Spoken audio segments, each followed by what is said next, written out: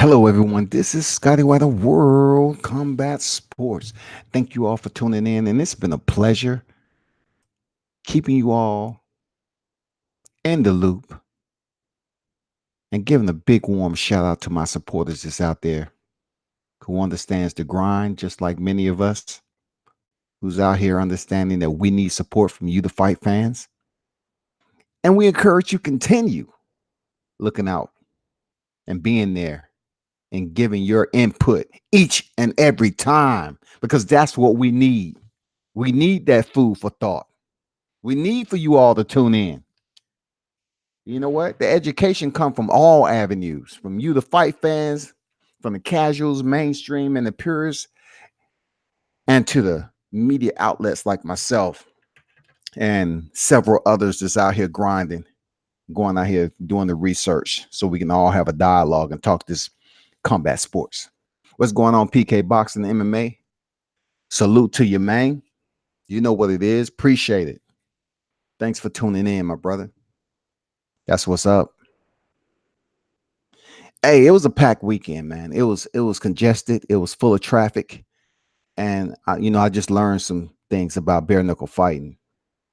It was in Tampa, Florida, for the first time, and if you don't know, the main event was Pauline Malignaggi and Autumn Loboff. Okay, they're not the most experienced fighters per se.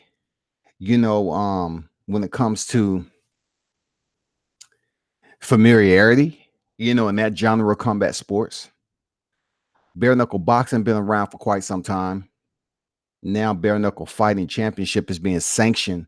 It's being actively, slowly progressed or bled over into these existing entities that have enough cojones to sanction it and to have it. And I think Tampa, Florida did fairly well with this bout. It was a full card, man. I'm talking about a lengthy full card. The bout itself actually didn't start on time. You know, I mean, we're talking about 10 full fights. And the good thing about bare knuckle fighting, if you want to attend, you can almost be guaranteed, y'all, that most of them aren't going 5 rounds. So think about it. In boxing, just think if you had 10 fights on the card and they started around 8 o'clock. I mean, we'll be into the AM. But the good thing about bare knuckle fighting is that you can almost guarantee the lineup is going to have some early closers in there. Absolutely. The great one, what's good? What's good? Salute to you, man. So I'm not going to get into all of them. I'm just going to get into the ones that's familiar with the fans that cover, that's used to mixed martial arts, boxing, kickboxing. Some of the familiar names has been around for quite some time, man. That's been in the game for a while and has some tough competition, has some star-studded performances. They had their wins and losses, their ups and downs, trials and tribulations. I want to start off with Joe Riggs, man. Joe Riggs went in there against Walber Barros, our jiu-jitsu guy. And he's a coach also. And make no mistake about it, Joe Riggs has been in the game for quite some time. And he's a tough customer when it comes to his beard. You know what I'm saying? He can take a punch. When he was in the UFC, that's what he was known for. When he was shining, he was shining. You know what I'm saying? He would win his fights and he would get in there and bang with the best of them. But the question was for this bout leading up was, this is bare knuckle fighting. So how's a jiu-jitsu guy going to come in here and bang with a guy who's used to stand up, used to the kicks, used to going to the ground, and he's a black belt in jiu-jitsu in Joe Riggs, and Walber Barros was a black belt in jiu-jitsu. So you have two guys, one not so much a boxer and one that has been on a top tier stage throw down. And once they told the line, man, and the fight got on the way, Joe Riggs was dropped early. I looked at him. You really can't read these fighters. Like some of them that's been in some battles and it. Some of them move around just fine, man. Like they've been in some battles and their wits are there. Everything about them is great, but you remember the wars they've been in, and you can't really read them. Like Joey Beltran, been in some battles, but dude has his wits. You understand every freaking word. The same with Joe Riggs. Joe Riggs is still coherently attentive, man. He's on par. Evan Aguilera, salute to you. PK Boxing and MMA. He said shit only call that one. Paulie thought it was boxing match. Bare knuckle fighting championship, bare knuckle fighting championship. Hey, salute to you. Paulie knew what he was doing, man. I'm gonna get to Paulie though. I gotta give Paulie his respect from what I thought it was gonna be, man. I thought it was gonna be a bit on the boring side when it came to the intensity. But man, I gotta give Paulie his freaking respect. And I'm gonna move up to Paulie after I finish, a couple more of these. Aguilera, salute. Say, did you see the Korean Zombie get that knockout? I feel like one more win with that, with another top five, he would get the title shot.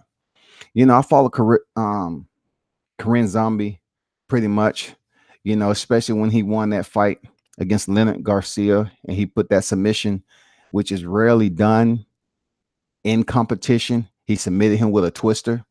But I will definitely get back to that comment. But shout out to the Korean Zombie. Yeah, I did watch a little bit of the highlights of it, but I was busy all weekend. I was covering the bare knuckle fighting 6 fight card down there in Tampa. But back to Joe Riggs. Joe Riggs, he did what he had to do. He was dropped early, and the jiu-jitsu barrels. I mean, he had damn good stand up, not to be in the game of striking for as long as he has. And that's what I'm learning about this bare knuckle. Like some of these guys wouldn't even step in boxing at all, but they train their own style of striking with their hands for you know mixed martial arts because it's a different setup. It's a different mindset you got to have if you're going to do mixed martial arts striking or you're going to do boxing. And he really gave Joe Riggs a run early on and dropped him. But Joe Riggs, being resilient as he is, he rose to the occasion and came back and dropped Barros. It was a back and forth exchange, man. Very exciting. And I just wanted to see Joe Riggs on how durable he still has it, as far as his reservoir goes. And he still has that resilience, man. He's still a tough dude. You know what I'm saying? Joe Riggs is still there. But I got to tip my hat off the Barros too. Mostly jiu-jitsu is his game. But his hands, y'all, they was on a different level. The mixed martial arts game is just changing so much, man. It's not just jiu-jitsu guys coming in there and it's all about grappling. A lot of these fighters in general are training boxing. They are preparing themselves to cross-thread combat sports genres and disciplines. And that's what you're seeing, man. Both Riggs and Barros went back and forth. I kind of thought deep down inside, I thought that Joe Riggs did enough to earn the decision because there was some clinch work in there. And dealing with two jiu-jitsu black belts, the clinch game will be pretty, equitable, right? But when it comes down to bare knuckles, you get punched in the face with no gloves. So it's a different type of clinch work that you have to do. It's almost like if you can hit without being hit in the clinch, changing your position up, landing a punch as quickly as possible. I'm talking about maybe 2 or 3 strikes. Then you're good. I mean, it's a different type of mentality that you have to have, different type of execution when you clinch up with opponent bare knuckles, because you're literally getting punched in the face with a fist and it slices you open like hot butter and it will melt you the same. So that particular matchup, man, it came down to a freaking draw. You know what I'm saying? They gave it a draw, and it only tells me this. I think those two are going to be back in the squared circle sometime or another. Joe Riggs and Walter Barros. But It was a pretty decent, entertaining fight, I would say. Barrows is crucial on the ground. Joe Riggs is crucial on the ground. But to see both of these guys do a stand-up battle the way it played out with no gloves on, it was educational. It was educational to see, two jujitsu guys really throw down, man, and box with no gloves on. Tough, tough, tough, tough, but entertaining. Um, I'll post my interview with Joe Riggs post fight. Good dude. It was a pleasure finally seeing him contend. Um, Jamie Campbell and Joey Beltran.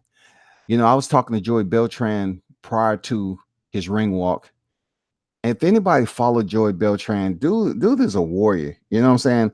He's been in UFC. He's been all around. He was one of the headlining fights when the bare knuckle fighting had his first card when he fought Tony Lopez. That was a bloodbath. That was what you call a crimson suit of war. Those two went at it. But yet, when I'm talking to him and understanding that the wars that Joey Beltran has been in, he still is coherently proficient. He's on the dial. He's on par, quick, astute. And I'm like, dang, when it comes down to this pugilistica, y'all, it doesn't reciprocate across the board when it comes to these fighters. It is your anatomy, your body structure, your psychological strength. I mean, it has a lot to do with your brain stimulation or whatever, your neurological set. I don't know, but Joey Beltran has been in some wars and he is very competent to every word, very witty dude. And he went in there against Jamie Campbell, who's a big dude, man, but he wasn't ready for Joey Beltran. And he came in at 267 pounds to Joey Beltran's 242. It didn't matter. Once Joey Beltran got moving, the way he places his shots, he has this bare knuckle fighting dialed in. When Joey Beltran is on the card, I'm tuning in. I mean, I would want to tune in. You know what I'm saying? That's not to say he's gonna cascade the entire card and it's gonna be entertaining. I'm not saying that. I'm just saying Joey Beltran is a fighter who I like to see in the bare knuckle fighting arena. He went in there and knocked out Jamie Campbell with ease. He put the hands on him. He knew how to carefully place his shots, and you can see it. Like Joey Beltran, in no way, shape, or form loses his control in there. He pretty much knows how to place his punches, and he set traps. And you're talking about the heaviest weight in the division, and he hits pretty damn decent. So he ended up dropping Campbell and finished the show early, man. Salute to Joey Beltran, man. I like seeing that dude square off, especially in bare knuckles, because he ended this fight with less blood, less cuts. He didn't wear the fight like he did with Tony Lopez. So that means he's getting smarter in that ring, and he's trying to work, to hit and not get hit now because he has the toughness. He's tenacious.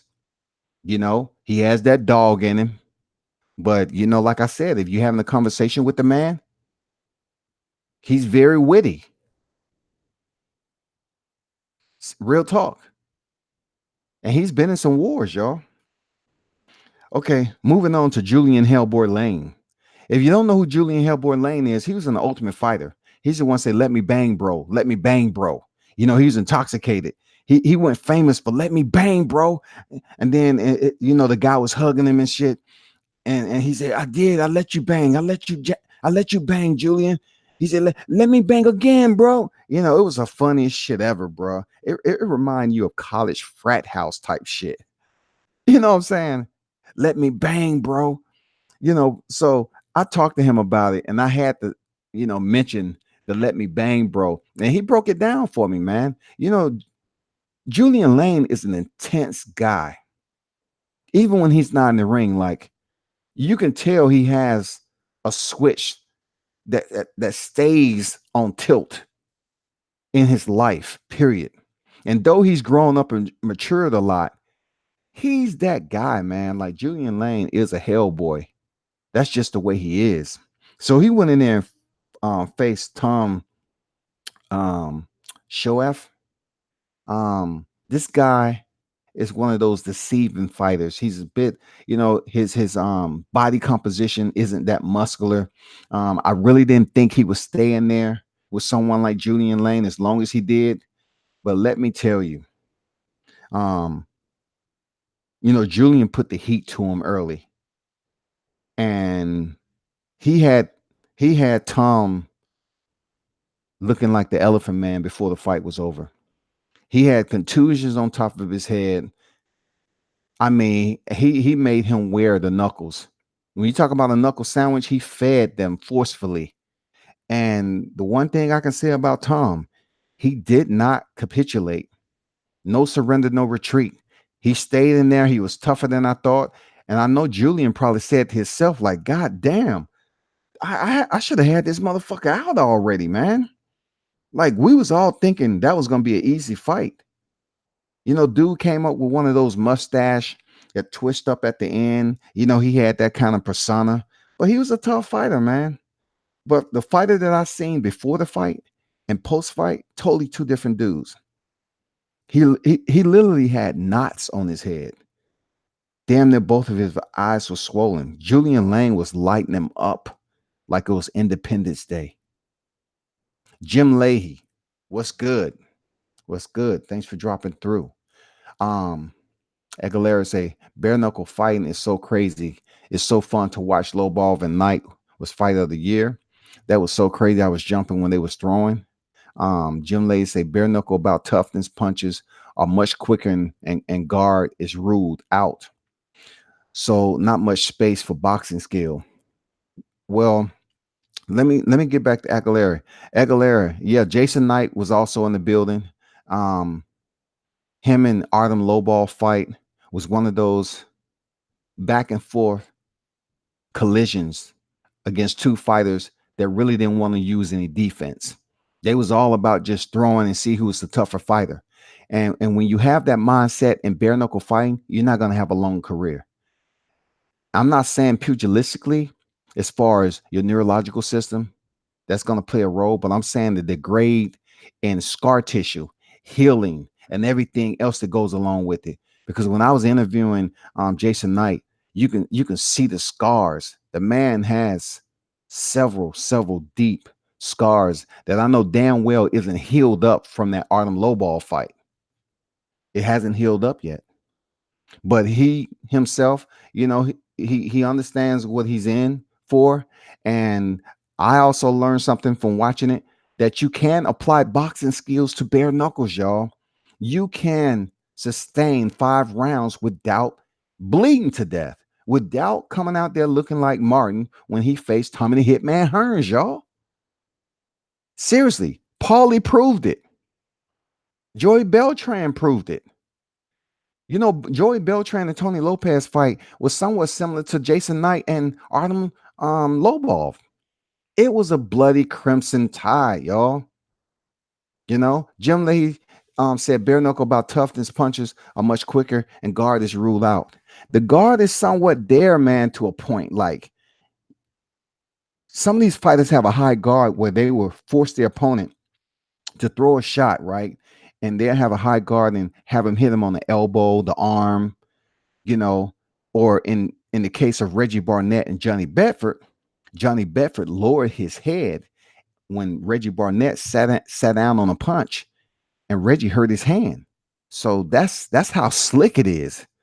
Like, you have someone like Johnny Bedford who's been in the game and has over 20 some mixed martial arts fights, and he's in there with a boxer and a mixed martial art and Reggie Barnett, okay, but more so a boxer.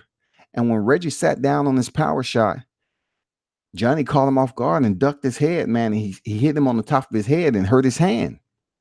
So there's some slickness, very crafty tools that they have in there to get through 5 rounds without getting blistered. But guess what? Reggie Barnett, I mean, I haven't got to that. I'm going to get to that. That's the next one. But Julian Lang ended up winning. All right. And it was a good fight. Julian Hellboy Lane is a very entertaining fighter. He is, I'm curious to see how he feels about a guy going the distance with him, and he didn't finish him like he thought he would. Because when he first dropped him in the early part of the fight, I thought the fight was going to be an early closer, but it wasn't. But he's good for TV. Dude is dude is absolute chaos and mayhem, man. And he actually has some he actually has some, a little bit of comedic tempo to his craziness. You know what I'm saying? But when he's getting ready for his fight, man, getting ready for the ring walk, he's very intense. Seriously. He's extremely intense. And you'll see by some of the pictures that I took, like he was looking directly at me after I already interviewed him pre-fight. But post-fight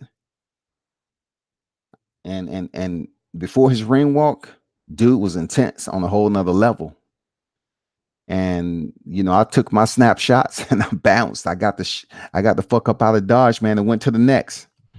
Anyway, shout out to Julian Lane for getting that victory, man. Reggie Barnett Jr., Chesapeake Bay, Virginia, went in there against Johnny Bedford. Johnny Bedford going into this, he was a much bigger fighter. He came in at 134.6 and Reggie Barnett 133.2. There's a lot of trash talking between these two. You know what I'm saying? I mean, it got pretty heated at the final presser. They was talking mad shit. Johnny said Reggie Barnett can't finish a motherfucking sandwich. He's the type of guy to go in the Subway and order a sandwich and have some left over for the next day. I was like, okay. And then he said Reggie Barnett couldn't even bust a grape. So when they had a face-off, Reggie Barnett went in there with a grape at the face-off and busted it and tossed it down on the floor. But when they stepped into that square ring, they was throwing down, man. They was trading some shots. And Johnny Bedford did what Johnny Bedford do. Come forward, throw hands, clock in. That's what Johnny Bedford does. He's a ferocious, straightforward, hands on the tilt. He's coming for you. And you're going to have to force him to stop. And Reggie Barnett was connecting on Johnny Bedford, man. They was exchanging some heavy, I'm talking about knuckles to face, knuckles to chin. They was exchanging some hard-ass shots in there. And throughout the fight, Reggie Barnett was dropped 3 times. But I always had that feeling like, okay, Reggie going to come back because he's really making Johnny Bedford wear the fight. And that's the crazy thing about bare knuckle fighting, right? Like Johnny Bedford dropped Reggie Barnett 3 times. But at the end of the fight, when it's all said and done, Bedford looked the worst out of the two. Like Reggie Barnett boxing skills is crazy. He was landing shots, but his shots could not, with no gloves on, could not affect Johnny Bedford enough to slow him down. But he was wearing it. He was swelling, eyes balled up, hematomas. Reggie Barnett was landing, man. But when Johnny Bedford landed, he placed his punch directly where it should be, clocked in, and Reggie Barnett clocked out 3 times in the fight. Ultimately, that ended up earning him the victory. And it was a championship bout. Both of them throwed down, man. It was one of the most entertaining fights of the night when you talk about action. Both fighters were throwing and exchanging throughout the entire fight. But I was like, if Reggie Barnett doesn't knock Johnny Bedford out, it's no way he winning this fight. No way in hell. And he didn't. He didn't have any momentum changes, dropping Johnny Bedford. He didn't have him hurt on the ropes. No way he disrupted the rhythm and earned the favor of the judges, by gaining the advantage at any time in the fight. He would have had to knock Johnny Bedford out and have him strawed on the canvas, searching to find the ropes. It just didn't happen. And, give it up for both fighters, man. Reggie Barnett, he kind of took it hard, but I have to salute both fighters They went in there and threw down. Bare knuckle fighting is a totally different beast. I don't give a fuck what you're talking about. It's a different beast because for boxers, they just can't think they're gonna come in there if they have a little power and land some shots with no gloves on. These guys that are already in bare knuckle, they're finding ways to get you hurt. So if you want to land that too, your power shot, they're gonna test how good your hands and knuckles will hold up. It's certain ways to block it. Bone on bone doesn't equate to something positive, man. And the guys is in the game right now. They're learning how to block. They're learning how to use this defense. They're learning the tricks of the trade in bare knuckle fighting to degrade their opponent's health, y'all. Johnny Bedford lowered his head on a power punch of Reggie Barnett that resulted in him hurting his power hand. That's how slick the craft is. And the timing for which he did it, people said, ooh, not because Reggie Barnett landed, but how slick Johnny Bedford made it happen. And it did wonders for the outcome of the fight. It prevented Reggie Barnett from continuing to throw that hand because he had hurt it. Yeah. Yeah. So give it up, man. Yeah. Jim Leahy, I was there. I was there. I'm gonna move on to the next one. Shout out to both fighters and salute to Johnny Bedford for winning the championship, man. Lightweight tournament final. And now Johnny Bedford's a lightweight champion in bare knuckle fighting. So salute to Johnny Bedford, man. Had a solid interview with him at the presser. I wanted to get an interview with him afterwards, but there was so many people in there speaking with him. Plus, he had to go see medical because he was looking like he had been in a war. Let me tell you, his left eye was damn near closed shut. Hematomas. You're talking about being hit on the forehead with knuckles. Shit looked different quick. The co-main event, Chris Lieben and Dakota Cochran. Dakota, I followed him a bit when he was in the neighboring organization, I believe the WEC. I think that's what he contended at. And Chris Lieben, of course, was a previous UFC fighter, the Crippler. He's been in there with some of the best that you can imagine. You probably remember him in there with Martin. They was going back and forth, and Chris Lieben was almost knocked out. And he came back and freaking knocked Martin out stiff after they had already exchanged and hurt one another. He's been in there with some tough opponents in the UFC. And then he was out of the sport from 2013 to 2019. He had some problems, some health problems. And, he has said that he was all in the fast cars, partying and stuff like that. So his training was a bit degraded. You know what I'm saying? It wasn't as disciplined as it should be to be fighting on the tier as the UFC. So he paid the ultimate price when he stepped in there with the higher level competition and he didn't win. So he ended up leaving. He was forced medically to be out the sport for a while. And then, he got his referee license and he was refereeing. But somehow, some way, he ended up being cleared and he was healthy enough. I think he had some sobriety issues. But anyway, he got to a point where he was healthy enough to compete, ended up being licensed again. And here we go. Unfortunately, Dakota Cochran was game. Dakota Cochran, he did not take as much punishment as I believed he would against Chris Lieben. But something did happen that I say, you know what? I believe Dakota Cochran is much quicker than Chris Lieben.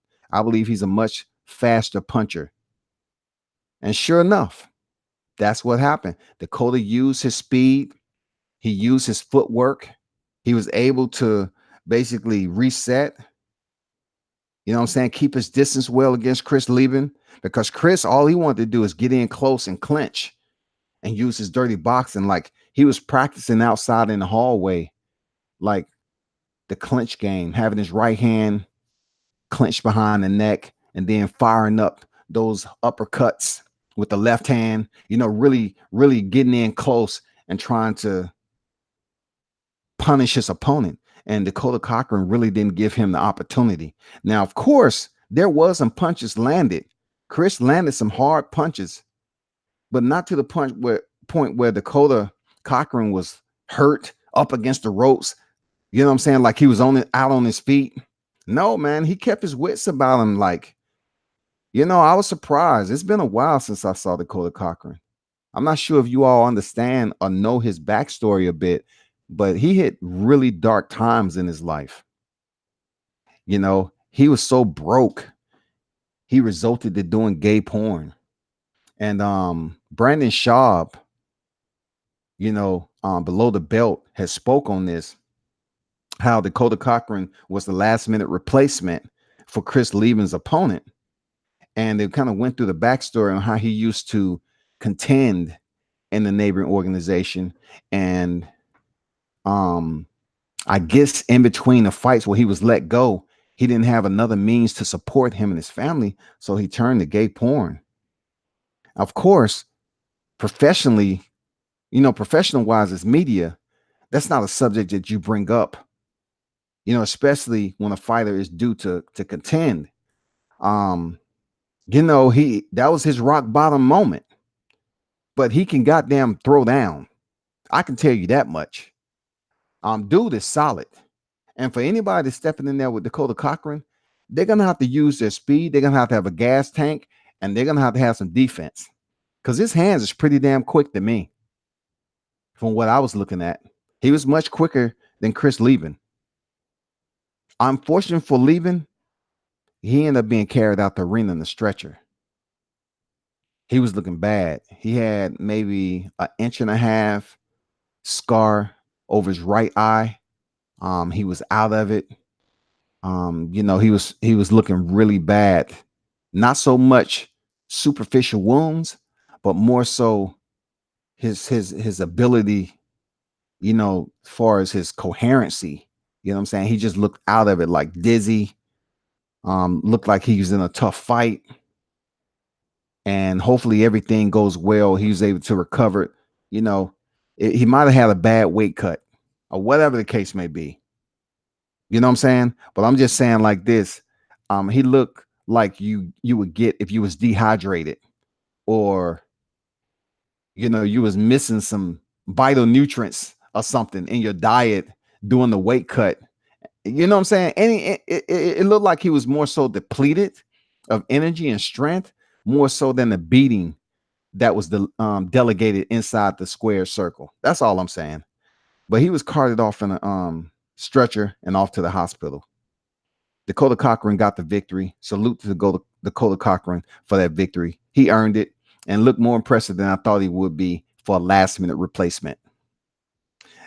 Hey, gay porn, gym lady. Yeah, gay porn. Absolutely. To the main event, Paulie Malignaggi and Artem Lobov was very vitriol, man. The venom, the toxicity between these two was extremely, extremely personal. And it even bled over to the camps. It was so much trash talking. I would give Paulie this. He really knows how to sell a fight. He truly does. Paulie is a good professional trash talker. And that goes along with him being a superb commentator. Paulie can talk that shit. He absolutely can. Paulie Malignaggi can talk some shit, yo. Believe it. And him and his team, I don't know if it was an Italian thing, but they was talking the shit out of Artem Lobov. And salute to Artem Lobov not having Conor McGregor in the building. Handling his own man shit. Like he was on his square that night.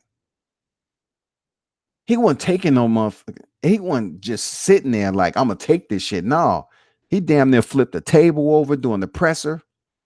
He was, hey, come on, man. He wasn't giving Paulie an inch to believe that he was some punk off the street. If Paulie was up there with the fans and all that, giving the good one-liners, making people laugh, and Artem was right there. So In the presser, he almost flipped the table over. He was even going back and forth with Paulie's team, and it was heated. The barometer was at an all-time high, and Paulie just kept poking and poking and poking, saying he was going to slap him again, and talking about how expensive his watch had, that he slapped him with the hand he wore his watch on and everything. You know what I'm saying?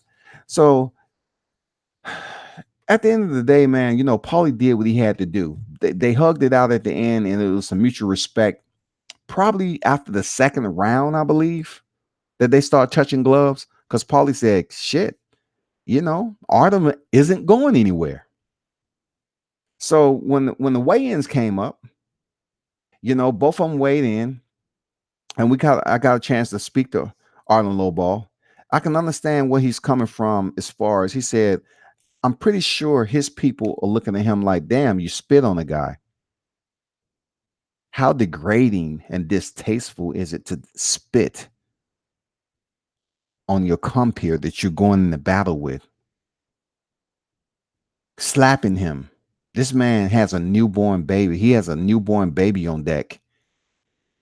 His wife ended up showing up unannounced to surprise him, which for Artem, from what I heard through a high source, that he wasn't too happy about it, because he was more so focused on the fight. He didn't want any distractions, and plus, Paulie's team was really giving him the thrashing, the verbal thrashing when he was there.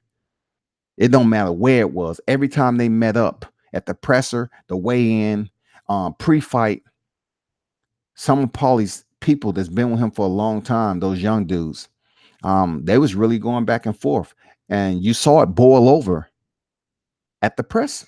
I mean, at the weigh-ins.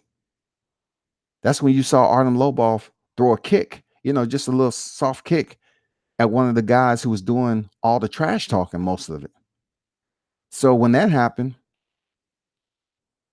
a little bit off camera, they tried to come on stage, but they weren't getting on that goddamn stage. You had some heavyweights up there. You had Anthony Rumble Johnson in the building. You had you had Chris Lytle. Chris Lytle, y'all. He's on the bare knuckle fighting roster. Dude is UFC. Come on. I mean, a heavy hitter, bare knuckle boxing vet. Now he's a bare knuckle fighting veteran. Chris Lytle is that dude. He was on there. Of course, David Feldman. David Feldman, hey, he used to be a fighter. He ain't letting none of that shit go down without him being in the mix. So they could have pretended like they was going to walk up the steps and get on stage, but no, the shit didn't happen. But once the presser was over with, the weigh-in was over with, the only thing that got a little rowdy was some back and forth verbal sparring, some obscenities exchanged and this and that, before David said, "Hey, stop it, else you're not going to be at the fight. Okay, we're done with the weigh-in. Let's keep it moving." Period. Jim say, I thought Artem looked really out of it afterwards. Like the night fight took a toll on him. Artem was pressing the pace, man. Like, what it looks like from home on TV is much different than what you would see up close. Like, really, Artem was trying to somehow, some way close the distance with those short arms of his. He's at a disadvantage. I'm talking about his range. Oh my God. No matter who he fights, I guarantee you their reach is going to far exceed Artem Lobov's. And he was trying, man. Artem was getting in there, and Paulie was using his boxing, doing the feints, changing pace on him, making it seem like he was gonna go full speed, hit him down low, go up top. He was just setting Artem up and trying to see how quick his timing was. But Artem, he was just throwing, once Paulie got within range, Artem was just like trying to throw kitchen sink, because he really felt he can knock Paulie out. He really did. But man, I gotta give it the fuck up for Paulie. In the clinch, I'm looking for Artem to be a bit more aggravating, provoking in the clinch. And Paulie did very well, man. I mean, goddamn, I was like, shit, man. Paulie looks like the average dude walking up the street in New York. But seeing him in that clinch, I was like, shit, Paulie's deceptive. You're talking about a guy who's mixed martial arts, been in there and lost a lot of his fights via decision, maybe 2 or 3 via submission. Paulie was handling his own in the clinch, man. I was like, okay, cool. This bare knuckle fighting. I mean, really, Arden wasn't able to turn him so easily. And I was like, okay, cool, man. I have to give Paulie the salute for that. But when it comes down to trading, I say around the 3rd, 4th, and 5th, like shit. Arden was finding his range just enough to catch a tiring. You know what I'm saying? Paulie was trying, he was starting to tire. He was starting to freaking exhaust himself. So, Arden was able to, blitz him a little bit, land some punches, score. And ultimately, I kind of disagree with what the judges, because I thought Paulie actually did enough to win the fight. But these judges, just like the UFC judges, man, you have to kind of question who's the judge, who's there looking. What are you looking at? Are you looking at the blood, the punches that landed and cut the fighter open? Are you looking at quality? Are you looking at the quality of punches that was delivered? That's what I'm saying. What are these judges looking at? Because obviously, if you hit a person with no gloves on, you're going to slice them up, especially if you know they have scar tissue. So to the judges, they should have some type of gander of who's in the ring. But if you got a fighter like, just say, Jason Knight, who has serious amount of scar tissue, after the first round, damn near he's going to be bleeding. He's going to be leaking. But you just can't say he took a beating. But you have to understand the dynamic of how it all plays out with no gloves on and being cut and being hit in the face and reopen that old scar tissue. You know what I'm saying? So are you looking for the person who sliced and did the damage aesthetically, or are you looking for the quality part of the punches that was landed? Paulie was landing some quality punches on Artem Lobov. He was using his boxing. He was feinting, maybe 2 or 3 times sometime, like trying to get a reaction out of Artem. And then he would shoot in with, a jab to the body. He was working behind the stick several times until he landed that shot, man. And Paulie has Charmin in his freaking hands. He hurt his hand. And from then on, he was using none but the left hand. So when I'm pretty sure Artem's team talked to him in the corner and said, hey, he hurt his hand. Let's be more aggressive. But, Paulie being a boxer had great footwork. And sometimes when he was on the pivot, he would stumble. Artem's a southpaw. Sometimes out on the pivot, he'd kind of stumble, and the crowd kind of thought that he had been hit with a punch. Not so much. You know what I'm saying? It was just a little bit off balance. But Artem was closing in, and he was landing more effective strikes at certain pockets of the fight.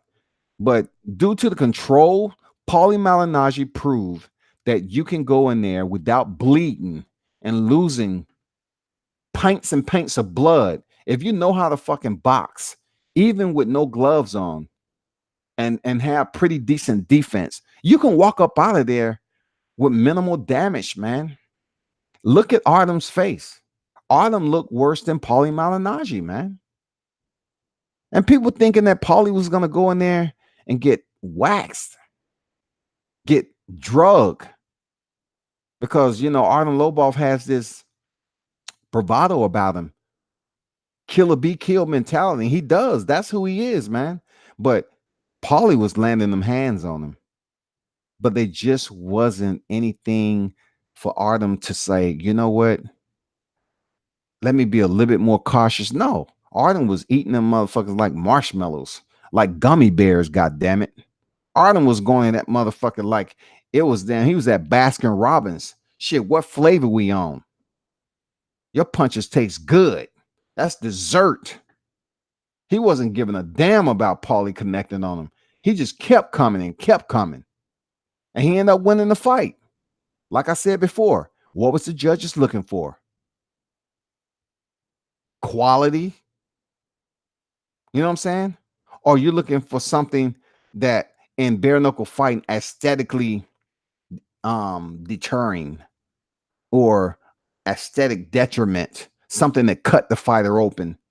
Are you trying to say that was powerful? That did damage to the fighter enough to score them the round? Because if they cut a fighter open who's known to have a surplus of scar tissue, then how the fuck are they winning a round if they're going to open up within the first minute of the fight? You know what I'm saying? Like you can't really say that. You got to look at the quality of punches landed. Brown on Boxing, what's good, man? Salute. Let me address the fight fans in the building. Jim Leahy, salute to you. The great one, what's good? He said, I know this is off subject, but Rigondeaux just dropped. Oh, shit. Oh, he did? Okay. Rigondeaux going back in there, man. It's been a minute, a hiatus, but Rigondeaux back in there. So, is the fight over or did he just drop him? Rigondeaux. Brown on Boxing, salute to you too, man. The great one said, everybody hit the like button and help grow the channel. I appreciate that support. Real talk. For those of you that tuned in, I know it's not, sitting over like 50, 100. It will be though. It will. Just give it time. I I like the ones. I appreciate the ground floor, the ones that's in here right now. The ground floor, the ones that support the channel really and come through on a consistent basis. Salute to y'all, man. Thank you. I appreciate it. It's hard work, especially going to these fights. You know what I'm saying? Jumping on here doing live streams, talking about combat sports in general. Bare Knuckle Fighting Championship was my first one that I attended. And I appreciate the art. I was just trying to get some more education as to how these fighters was landing their punches. How were they moving? What their defense was like. And a lot of those fighters had different defense to avoid that punch to the face with no gloves on. It is a difference between boxing and when you blocking punches because you have gloves on. You know what I'm saying? It is a big fucking difference when you don't have shit on and you got bone and skin. So high guard, blocking shots with your elbow, turning into punches, ducking your head, getting your opponent to land that shot in the strongest bone is mostly the forehead, of course, to hurt his hand. I mean, seriously, I know it's different for everybody, but you have to come in there with a plan, man, a defensive strategy to degrade your opponent, not only with offense, but also with defense counteractive strikes too, man. Seriously, you have to learn how to motherfucking block punches, not with just your hands, but with your body, and that includes your head. Like I told you earlier, Johnny Bedford ducked his head into a punch with Reggie Barnett, and he hurt his goddamn hand, man. Great timing. The great one said, Rigondeaux was down on the cards. Fight is over. Oh shit. Oh, Rigondeaux ended up finishing see her. Okay. So Rigondeaux get back on the winning streak. Okay. I'm not sure how many fights Rigondeaux's had. I know he's been out for a while. Man had a tumultuous, he had a roller coaster of a ride, man. Shout out Gorilla Rigondeaux, man. Man, it's been a minute. He still has respect out there, man. But people just try to say he was just like nothing when he went up 2 weight classes to face Lomachenko. Whatever happened that caused him to surrender that night, it is what it is. But that doesn't negate the fact that the man has superb boxing skills. and it's good to see him out. I didn't watch the fight tonight, but he was able to get back on the winning circle. That's what it is, man. Okay, 19-1. That's what it is, man. That's what's up. But that was my summation of the bare knuckle fighting. Um, from what I understand, they're going to be returning there sometime at the end of the year. I believe they're going to do another one. They're going to retread and revisit that location at the end of the year. So I really don't know when it's going to be. Possibly November or what have you. And they're going to have some heavy hitters on there, man. Yeah, the heavy hitter on this card was Malinaji, but that was his first bare knuckle fighting championship, right? Be honest. It's some other heavy hitters that's on the bare knuckle fighting roster that will make for an exciting night of action. You just have to stand by for that. You know, they there. Believe me. The more states that approve to host this event, the bigger names you will see. I ran into one and only Nate Campbell. Nate Campbell was in the building, y'all. And from the language that I was getting from Nate Campbell, that they've been trying to get him, because Nate Campbell in his career, he was all about the dogmatic. He was all about that grimy fighting. And from what I hear, man, they might be trying to get him to knuckle up and toe the line. We'll see. And that's another guy who took some punishment in his heyday, but he's still sharp, concise with his dialogue, and there's no hesitation, man. Very funny dude. Nate Campbell is a funny killer. For real. That's straight up. But shout out to Rigondeaux for getting that win. That is what's up. Now back to the collaborative, collective talking points that's been out here on the surface, just floating around in this standing water, this pothole with Anthony Joshua and Andy Ruiz. Man, tell me what y'all think about this shit, man. All the mandatories is popping up. Usyk, the WBO. He was a former unified. Well, he hasn't really fought in heavyweight yet, so he's the current undisputed unified cruiserweight champion. How do you think Usyk is going to do in the heavyweight division? If he was to go in there and fight a fighter like Andy Ruiz, I'm just saying, because Andy Ruiz currently has a WBO title, currently that of Joseph Parker. Okay. So tell me, from the performance that you saw with Andy Ruiz with Anthony Joshua, I just want to say that Andy Ruiz that was dropped early on, how do you think he would do against a more soundly, fundamentally attached boxer like the cruiserweight champion? Do you believe that he would be a much more? Is he going to be a force in the heavyweight division, especially if they're putting him in the mix right away? That's the word. They're putting him in the mix right away. We're going to see what plays out. They're talking about Deontay Wilder may, in fact, face Tyson Fury next. It's just a lot of scuttlebutt. He's already signed to face Luis Ortiz, King Kong Ortiz. So he might just face Tyson Fury. And then the winner of that fight for the unified championship for undisputed. It's so much back and forth. I don't care who says they have what source. Until it's official, the media truly don't know.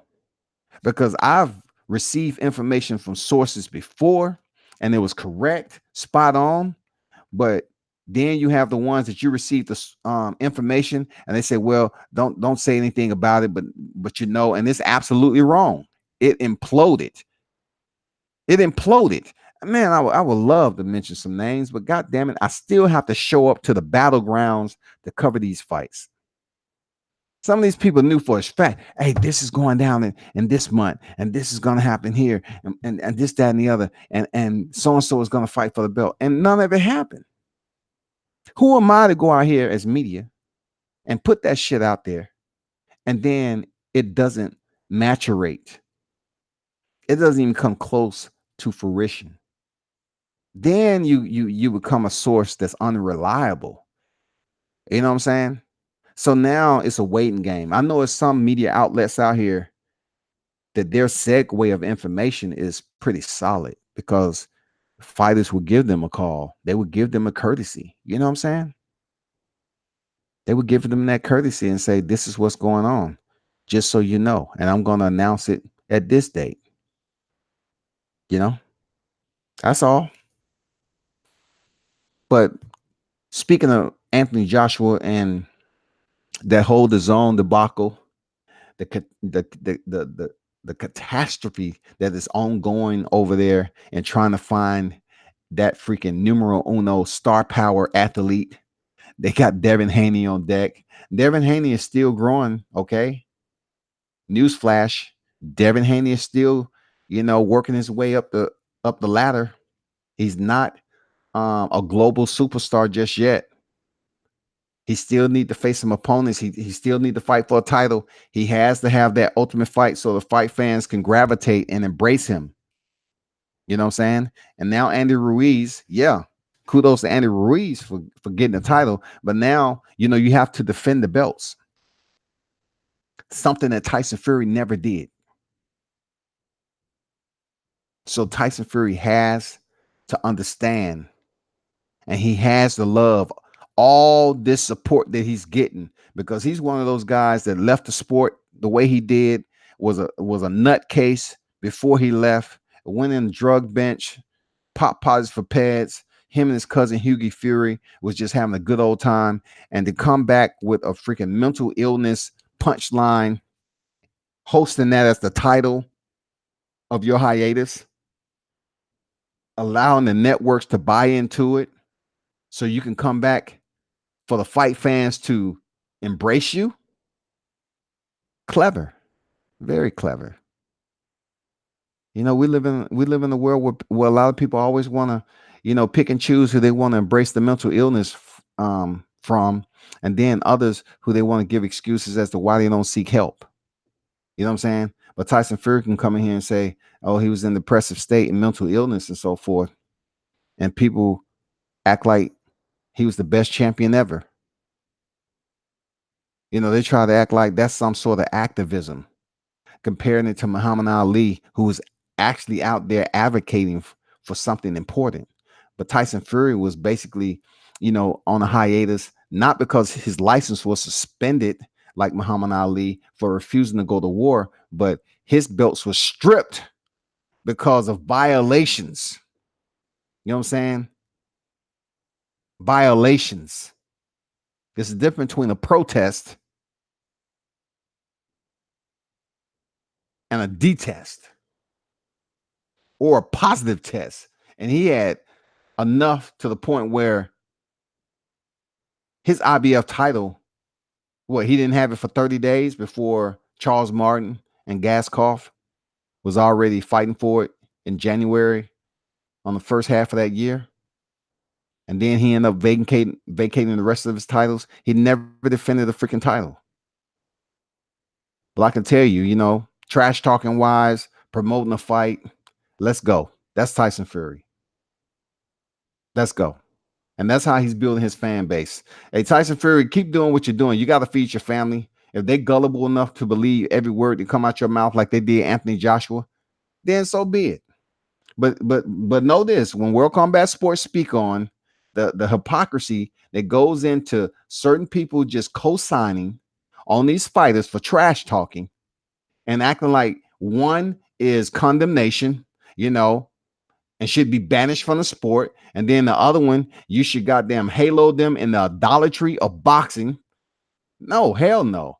Tyson Fury say some very denigrating defamatory remarks to damn near everybody he faces and to every opponent that's out there. Bomb this, shithouse this, cunt, all this. That's Tyson Fury. Now, if by chance there would be another fighter to use those same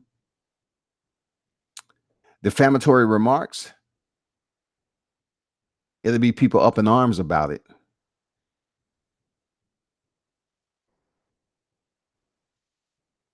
The great would say that's why I can't wait till Wilder knock his ass out and quiet all the talks. Yeah, we can't wait for that fight, man.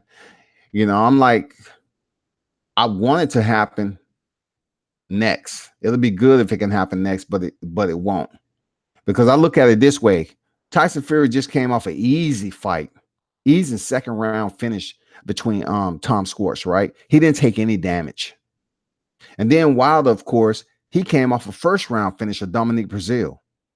So you're looking at over an 8-week training camp, easy, that they can make this fight if it was possible with Deontay Wilder and Tyson Fury.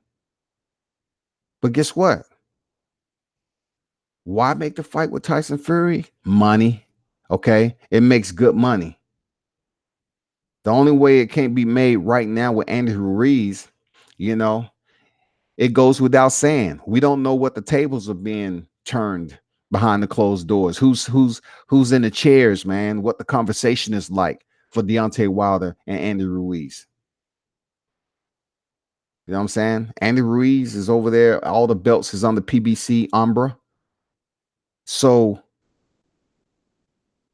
but there's still money to be made. We don't need to build up this Deontay Wilder and Andy Ruiz. We don't need to build it up. But Tyson Fury and Deontay Wilder still sells, in my opinion.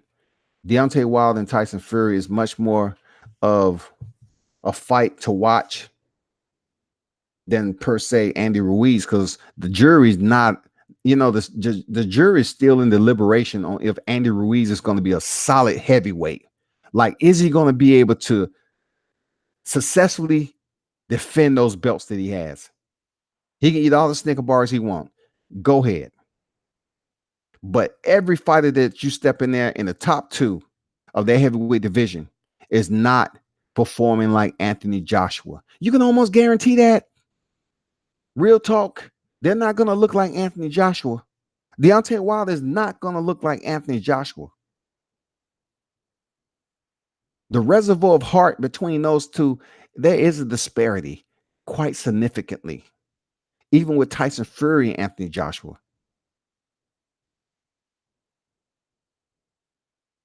So it's going to come down to, the powers that be, man, the chain of command, the grand poobahs that's sitting at the tables, on the phones, trying to make the biggest fight possible and get paid doing it.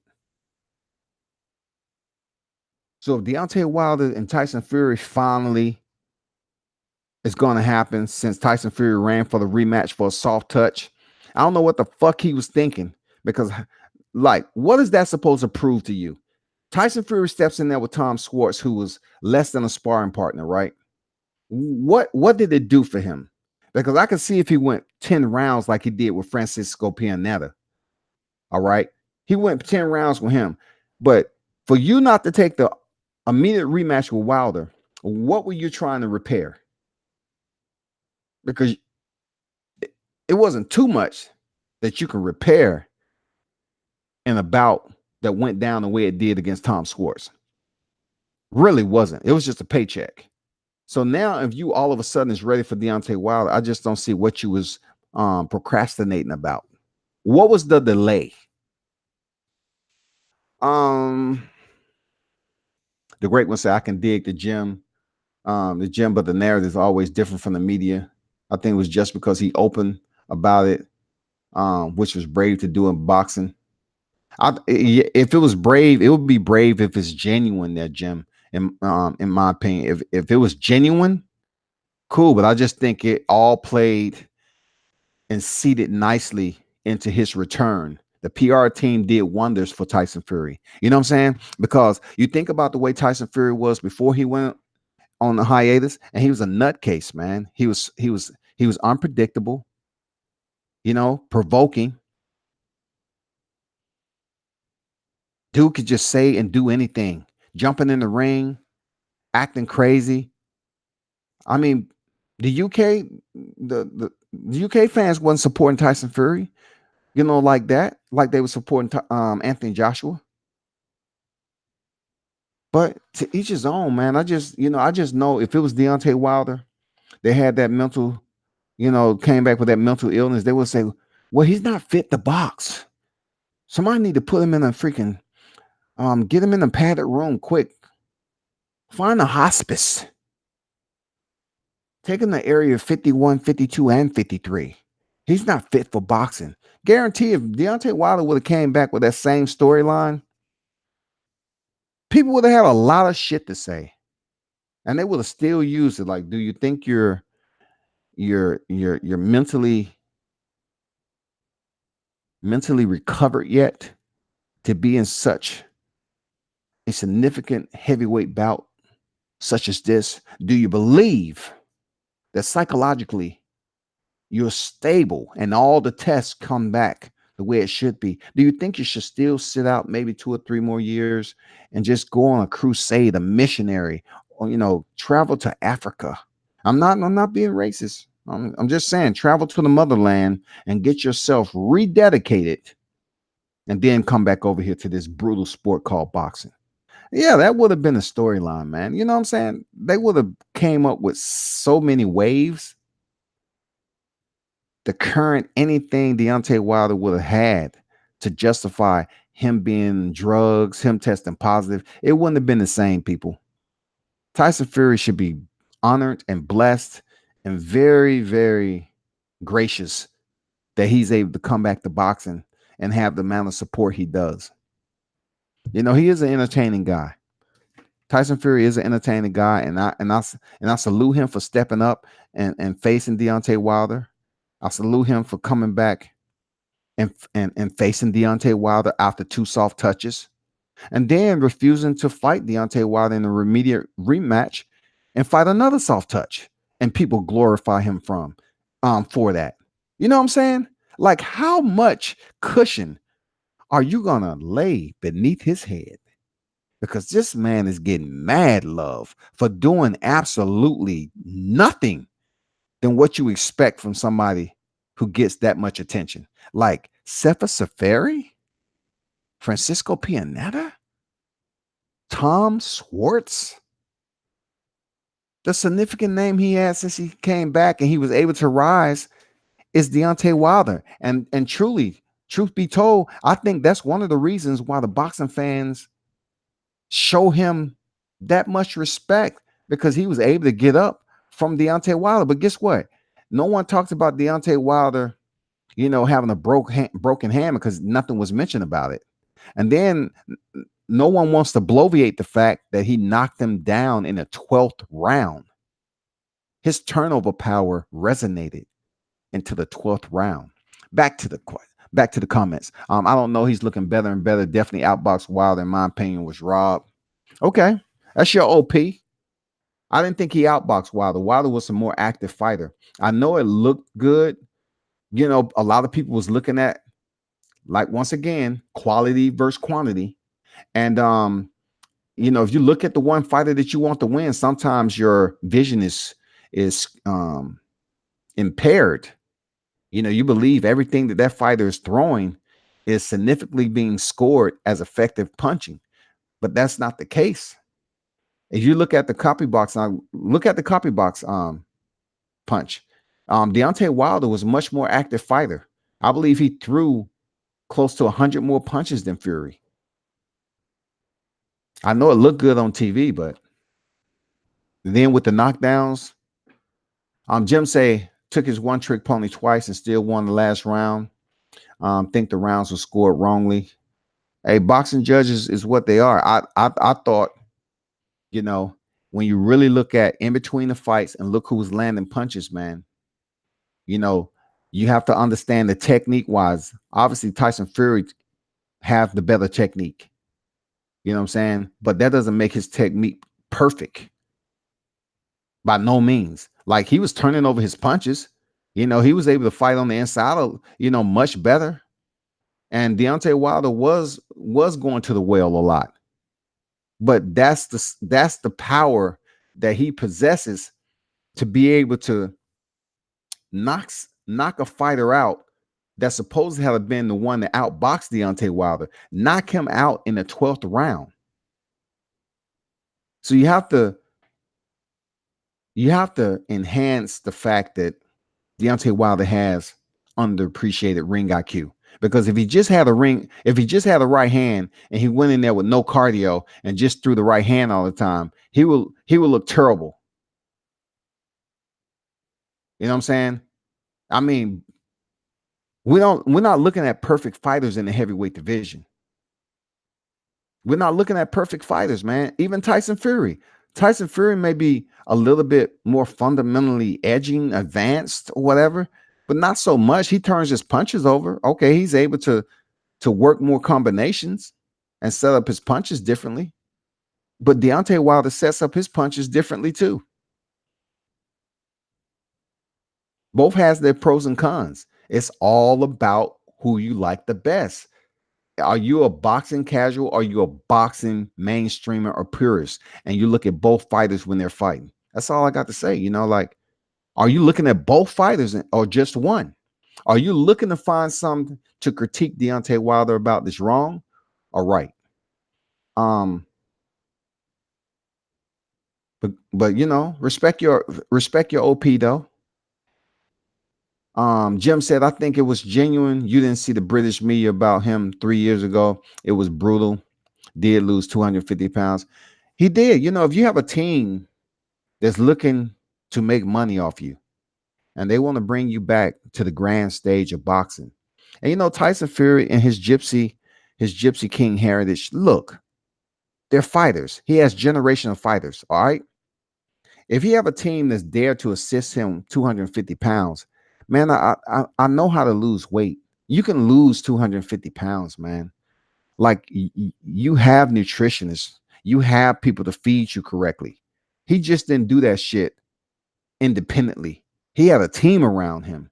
And kudos to losing the pounds. You know what I'm saying? Kudos to him losing the stones. But he the one placed himself in that disfigurement.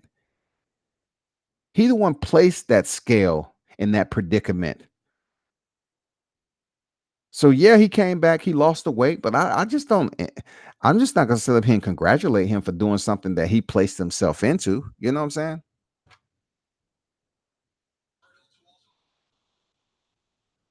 But kudos to Tyson Fury for getting back and having the public believe, that he was in a depressive state and all that. I'm not saying he wasn't, because drugs can do a multitasking on your mental state psychologically, every minute of the day. It depends on chemically what's influencing him to go to those dark places. You know, how stacked. I've actually spoke with some very credible sources over in the UK that gave me a rundown on how deep Tyson Fury was down. That's real talk. He was deep. When he was out there, he was out there, like very deep. And I'm pretty sure he's enjoying the limelight right now. I'm pretty sure he's enjoying this because he's probably feeling better. Of course, he's getting the airtime. He's getting a nice paycheck. He signed that what 40, 50. Nobody really know what it is. 40, $50 million deal. I know it wasn't 80. They always like to exacerbate the numbers, but at least he's getting paid because he blew through a lot of money when he was on drugs. A lot. Jim said the way it was in the media, there was no coming back. He was an obese drug addict and laughed at like a lunatic. Yeah, I think a lot of people laughed at him, but didn't hold him accountable. Like if someone laughs at you, but yet they still embrace you to a point of sympathy or empathy or whatever you want to call it, then I'm like the question, like, okay, How serious do you believe this guy is? Like, are you gonna hold him accountable for placing himself in that situation of darkness? Yeah, people was laughing at Tyson Fury, but yet and still, I don't see a lot of people that just excoriated him and placed him on that podium for accountability. You just don't hear people coming at him since his return, unless it's to do the mental illness timeline. They just not saying, "Oh, Tyson Fury, you never defend the belt." No, they just let him continue to talk about his lineal title, that phantom lineal title that he continued to boast about. The great would say, "I look forward to the Wilder coming in at somewhere around 225 for the next fight." I think that would be a difference. Yeah, Wilder, he showed up 223 for the Brazil fight, which ended in the first round. He looked good. He looked sharp, crisp. The punches was stinging. I mean, I can't say enough about the power. Deontay Wilder is one of the heaviest hitters in boxing history, hands down.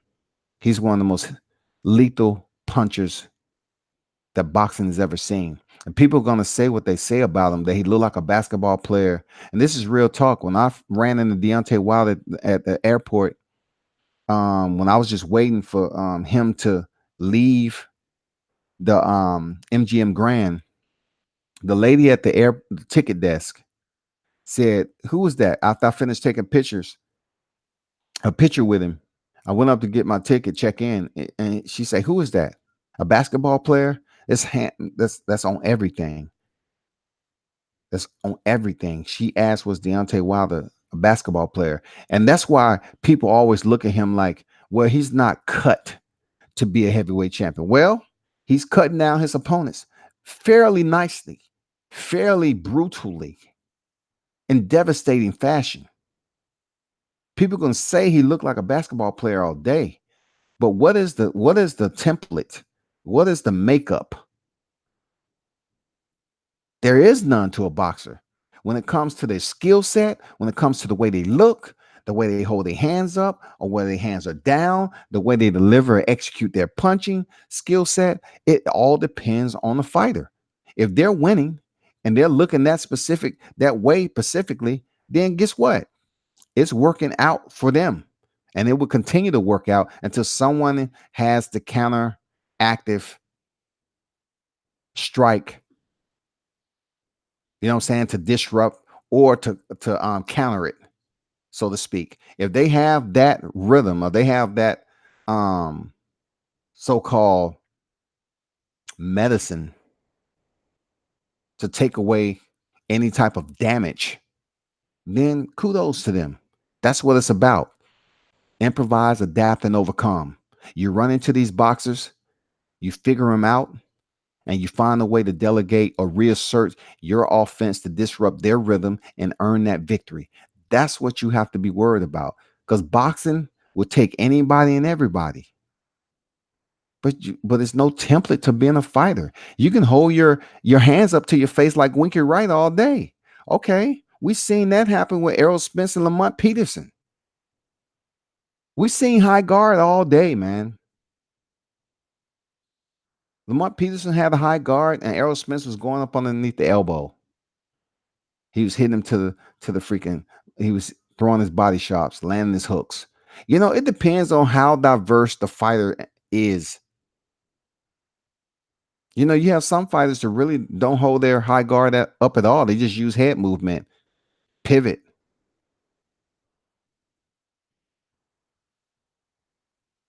Lateral evasiveness. Floyd Mayweather, defensive magician. But either way it goes, man, we're gonna have to figure this out. The good news, it's gonna happen. They keep on playing around, putting Tyson Fury as the number one heavyweight every other freaking week. It's just crazy. Deontay Wilder is number one heavyweight, in my opinion, when it comes to experience. 41-0, 40 knockouts. I mean, how can Tyson Fury be up there after what he's done? That's what I'm trying to say. The man comes back and faces he's 3-1. and soft touches. I told you who they are previously. Safari, Pianetta, and Swartz. 3 soft touches. And all of a sudden, Tyson Fury, since Anthony Joshua is out and he took a defeat and lost his belts, Tyson Fury is being placed up in number 1 so easily? I mean, how? I mean, what is up with that? What is up with just keeping him up in number 1 so quickly, bruh? No, man. Deontay has the more experience. He has some of the most highlight reel knockouts you'll see. He faced the better competition. And Tyson Fury come on after hiatus and never defended a single title. And he's continually being inserted into the number 1 spot. It's blasphemy. You know what I'm saying? I just want to just take him to the edge, man. At the 300 scene. Say, who authorized this? This is blasphemy. And down they go, man. Shit. That's what it is. Leonidas has spoken. Anyway, I heard Errol Spence finally has signed to face Sean Porter. I'm really looking forward to that. Let me get to the comments, man. Jim Lady say the way it was in the media, there was no coming back. Okay, I read that. He said I'm looking forward to Wilder coming back and somewhere around 225 for the next fight. Read that. Think that would be a big difference. Yeah. Now that he's improving, not improving. I can't say improving because he had a nutritionist, but I guess they're basically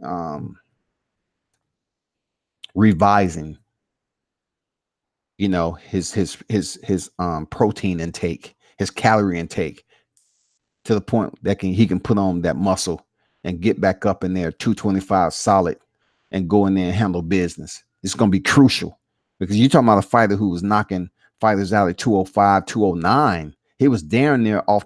He was down there off the back door of cruiserweight. Real talk. He was sitting off the back door on cruiserweight. Jim say it did it's like it did McGregor deserve to get elevated to the height he did when he beat Aldo. Probably not. It was just the nature in which it happened. The media beforehand that excited people. Two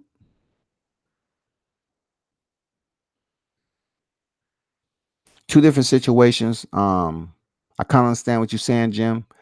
But when you talk about, if you're trying to compare Tyson Fury beating Klitschko to Conor McGregor defeating Aldo, two different fallouts, in my opinion, two different fallouts when it comes to PEDs and narcotics. You know what I'm saying? The fight with Vladimir Klitschko was epic in Wembley Stadium for sure. All right. He was able to go in there and finagle himself to a 12-round decision. Okay. But when Conor McGregor knocked out Jose Aldo in 13 seconds, it was quick. It was unforeseen.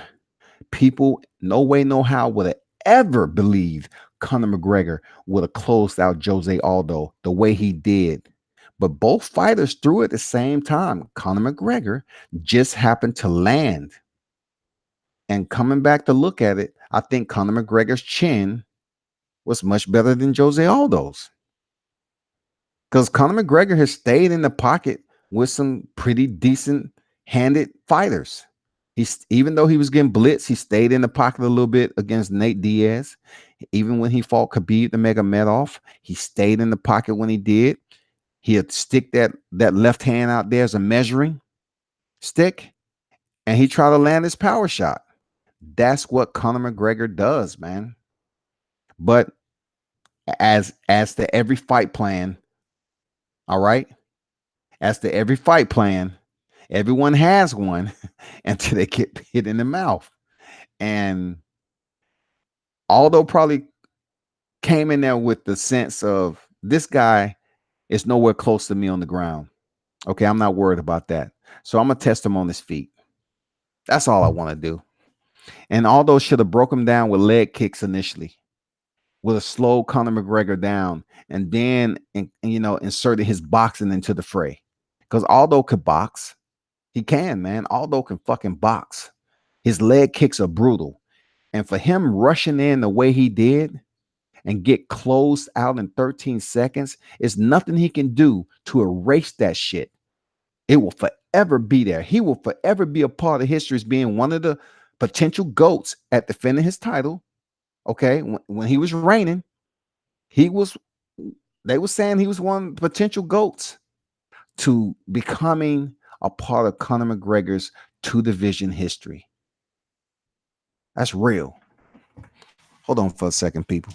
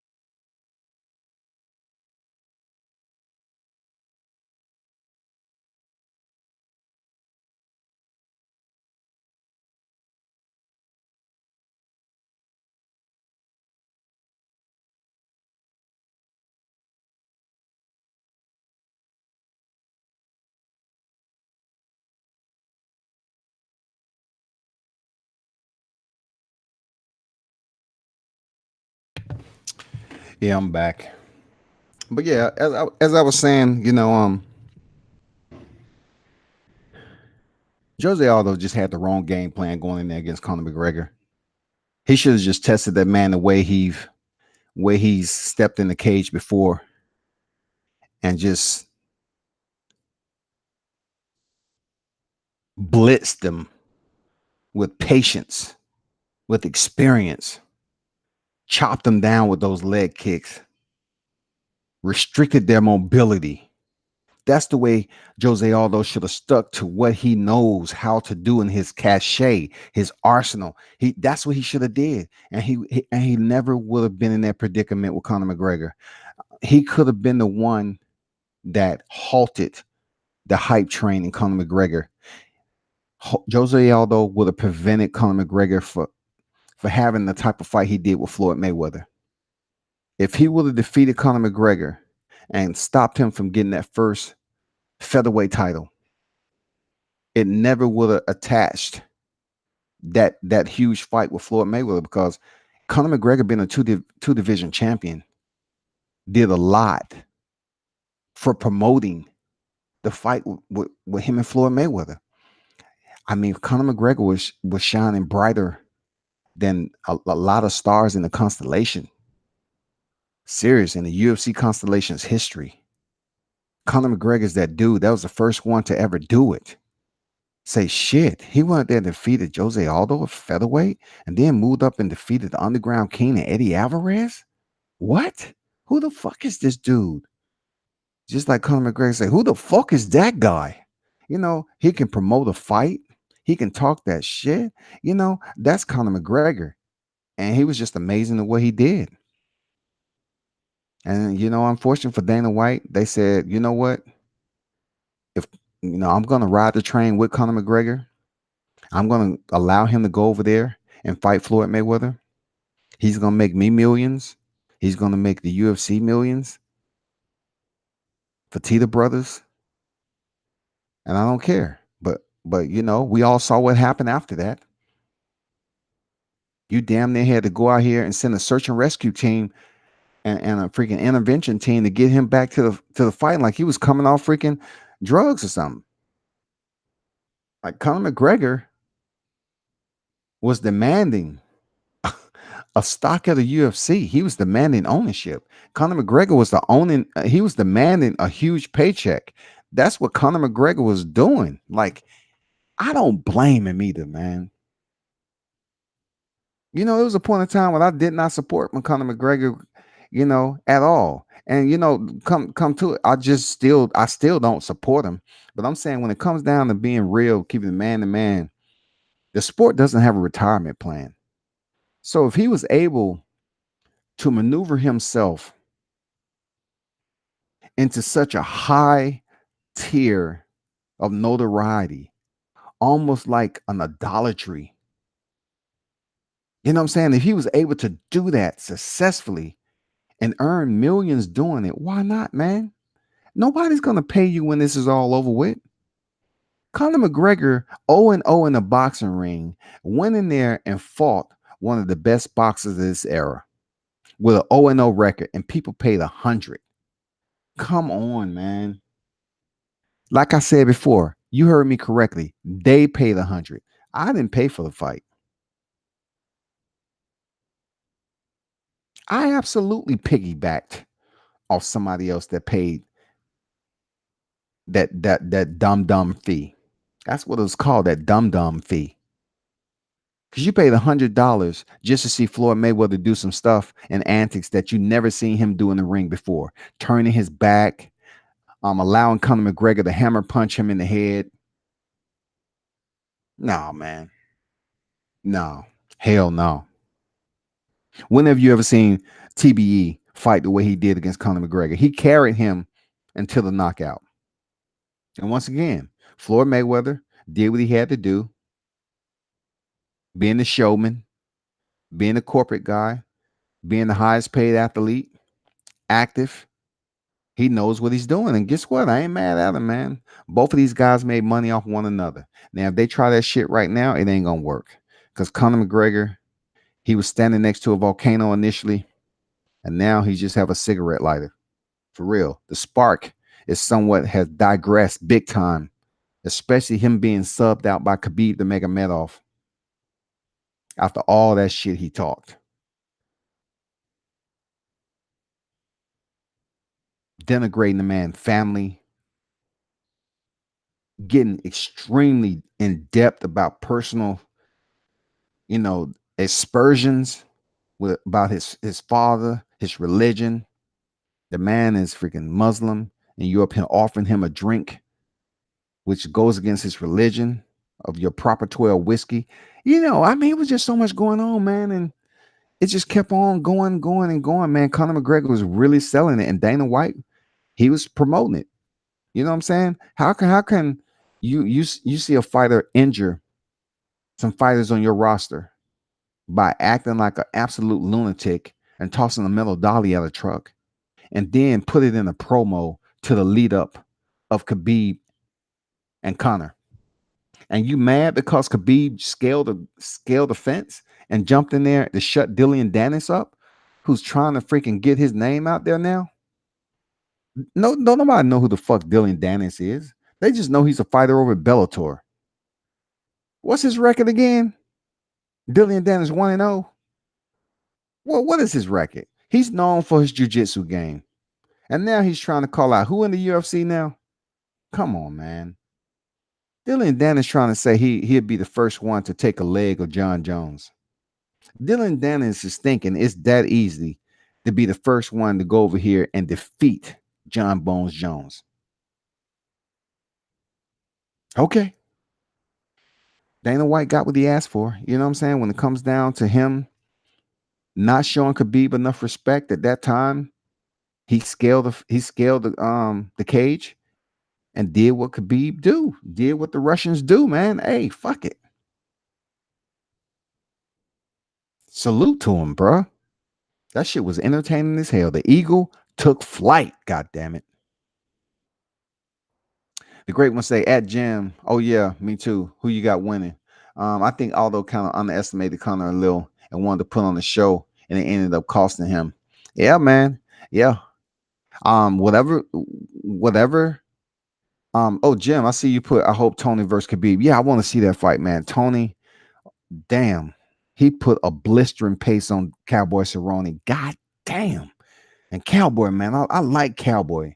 Extreme, settled down a little bit since he had his kid. I really thought he was going to go in there and put on a much more competitive bout. I had to switch lanes though, since Jim brought this topic up.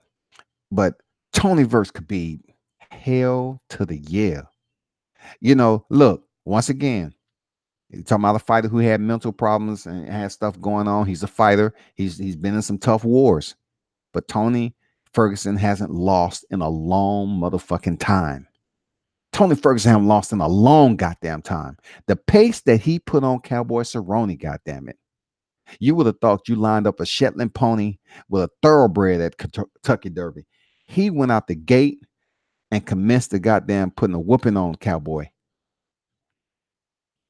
Is he gonna be successful to do that against a Sambo champion like Khabib? Is he going to be able to have that success standing in the pocket, using his step in elbows, landing those crazy, unorthodox, eccentric strikes that he used? I don't know, man. I think he's going to have some type of success, of course, because he's a high level striker, part time break dancer, part time idiosyncrasy, type of freaking covert type dude. It's going to be a damn good fight. Who do y'all think? Let me see if in the comments. Who do y'all think gonna win that Tony versus Khabib fight? The great one said, I think Khabib would take the fight to the ground though and get the submission. It would be a toss-up. And check this out there. Great one. Be careful about putting these comments in with somebody who follows the sport of boxing. You got some fans on deck too now. Look at what you just said now. You said Khabib taking down Tony Ferguson now. Tony Ferguson jiu-jitsu game is on tilt too. It's respectable. Did you see Khabib take Conor McGregor down early? Conor made it back to his feet. We're talking about a white belt going in there against a Sambo practitioner. That goes to show you have pretty good, solid, above average takedown defense. You can have some type of success against Khabib. Now take Tony Ferguson, they're a great one, and take Khabib to make no take Conor McGregor. Do you believe Khabib is going to be able to take Tony Ferguson down and hold him, and he couldn't hold down Conor McGregor for the first two rounds? And one thing about Tony Ferguson, he's lethal off his back. Tony Ferguson strikes from the bottom is crucial. Tony Ferguson is awkward in every sense of the imagination. This dude would land elbows from the bottom. He would do crossing elbows, to the side. He would punch you any which way you never thought a fighter could be punched while in the guard. And come on. Khabib, if he takes Tony down in the first two rounds and have success with ground and pound, like he did with Michael Johnson, like he did with Essen Barbosa, I would be shocked. I'm not going to lie. I would be shocked because I see Tony Ferguson as being a strong enough grappler to have some success against Tony Khabib Nurmagomedov, rather. I truly think he has, for 5 rounds, when it comes to who has the better takedown defense, I would say Khabib. Who has the better ground game? I'm not sure, man.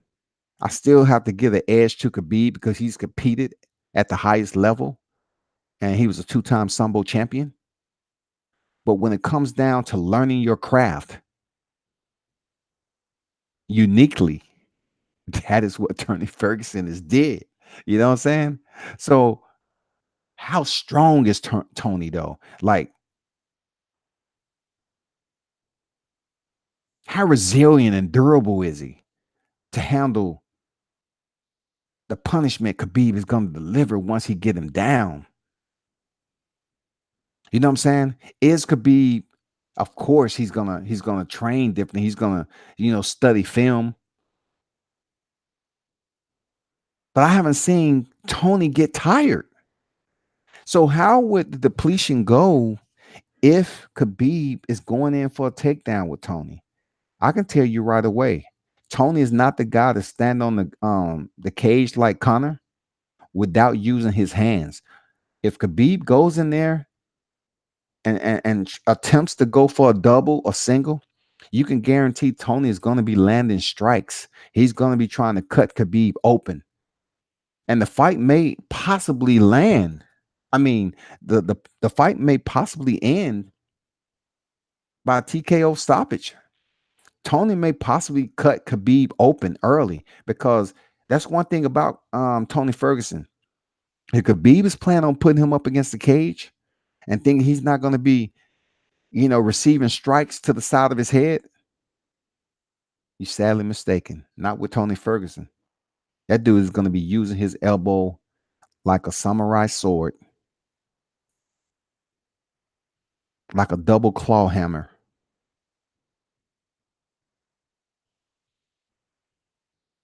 That's what Tony Ferguson does. Khabib waits till he gets you in a certain spot. Like when Khabib is going for the takedown, he's not really active. You know what I'm saying? He's active on the takedown, but you're talking about landing strikes. Khabib is not really, releasing, his hand position to strike. And once he gets his opponent in the seated position, once he sit him down, then of course he scooped the leg. He tied him up real nice. And with the leg scooped, according to what the fighter is, he'll move up, transition, and then he'll start trying to land punches up top. It's all about if his opponent is going to remain stationary. Tony Ferguson is not going to remain stationary for Khabib to punch him in the face. If he sit Tony Ferguson and scoop his legs like that, Tony's going to be freaking, like I said, slashing elbows. Any which way he can damn throw an elbow. Tony would throw an elbow. He'll throw a punch. That's what he does, man. Let me read some of these comments. I think Khabib would take the fight to the ground though and get the submission. It would be a toss up. You gotta be careful about that, great one. I don't know. It's not gonna be easy taking a fighter down like Tony Ferguson. Jim said, yeah, but I feel if anyone can catch him on the way in, Tony can. He'll make a strap out of it. Jim said Tony could be too awkward for Khabib. That's definitely a plus. You know what I'm saying? Tony is awkward for anybody. Tony is absolutely awkward. Now I'm telling you, don't be surprised if Khabib doesn't get cut open early because Tony has some superb step-in elbows. He uses those elbows like punches. You have to admire the craft and the work that Tony Ferguson is in his idiosyncrasies. Him as a fighter, as a person, he is that dude of awkwardness, man.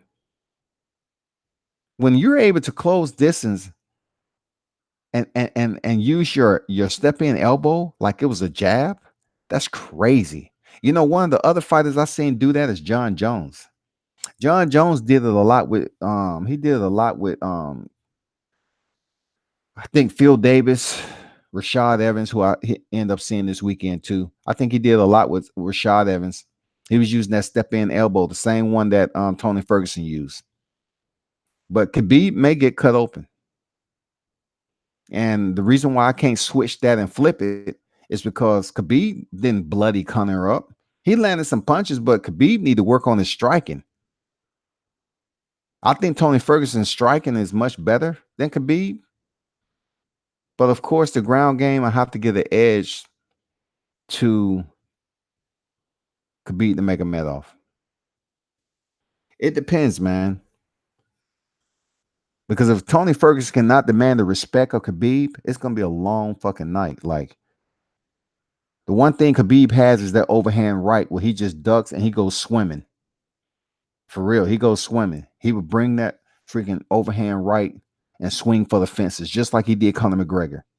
In that process, when he swings, when he throws that overhand right, he is absolutely most definitely going for a freaking single double leg takedown. That is just a distraction. Sometimes it's just like a touch jab just to distract and then come over with the right. Khabib, a lot of what he throws is the work for the shoot. He get the shot, whether it's single double, he presses and presses and presses until he got you on your ass, and then he go to work. Scoop the legs up. That's his patent. And then he try to damn incapacitate his opponent, maintain top control, and punish you. Is he going to be able to do that with Tony? I believe he can. Tony has been in some bloody wars, y'all. You know, Anthony Pettis was landing on Tony Ferguson.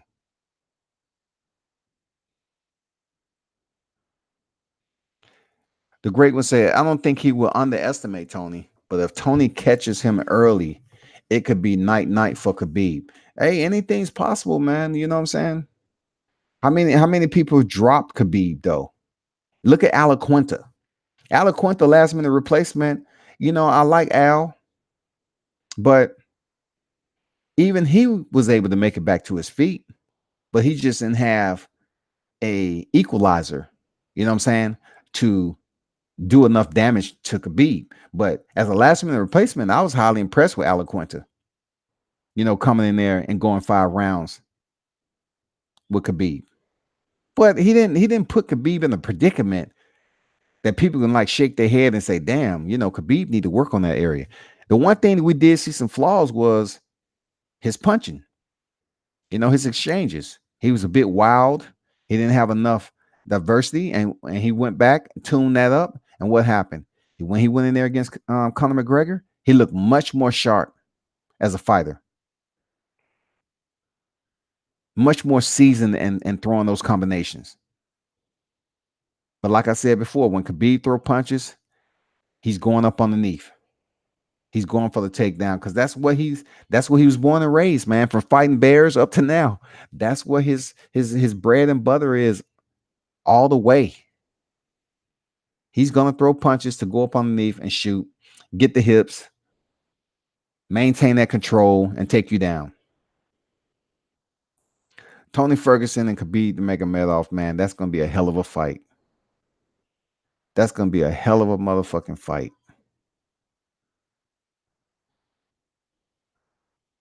Don't be surprised if he gets stopped off cuts. Tony Ferguson is a bleeder. He gets cuts open. He get cut open. If Khabib is able to get him down and deliver some top punishment, maintain top control, and deliver some punishment, yeah, we might see Tony, you know, hydrating off his own freaking blood, and that he loves. I'm pretty sure Tony Ferguson loved that, but it's a tough fight either way, man. I really can't give the advantage to one significant fighter because Tony Ferguson haven't lost in so long. And he's a superb striker. He does some really awkward stuff for people who just don't understand how deep this man thought process is when it comes to combat sports. That's who Tony Ferguson is. I think Jim said, I think it would be more cautious trying to take him down. Don't underestimate Khabib's standing game, though.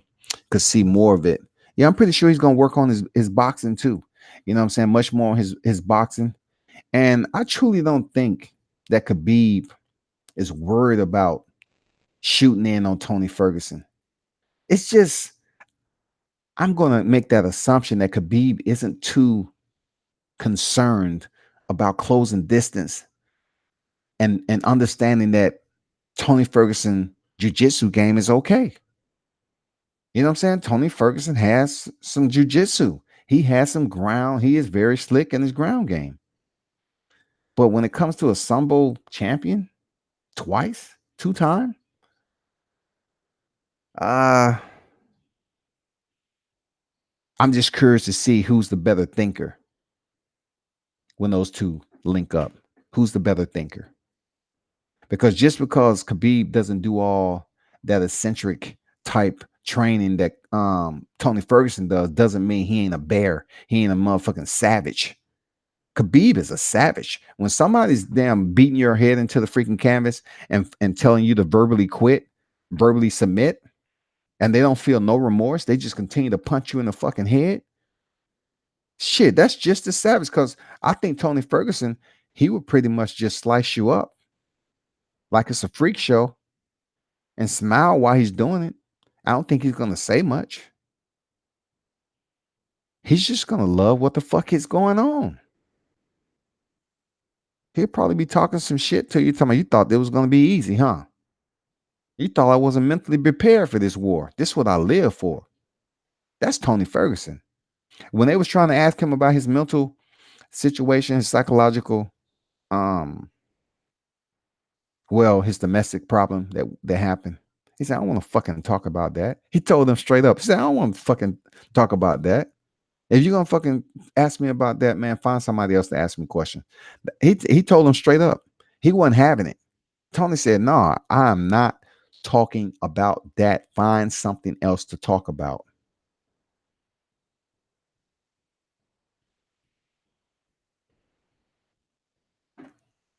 The great one say Jamel Charlo is about to fight right now on Fox. Okay, cool. And you see where I'm at, right? Let me go see old Jamel.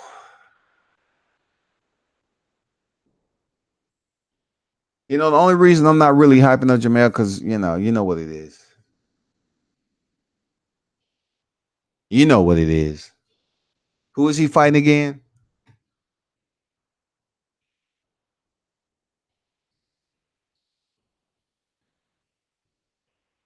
But I will turn to it. You know, I would watch um the Gold Cup Soccer 2019 before I actually really focus on not DVRing that Jamel Charlo fight.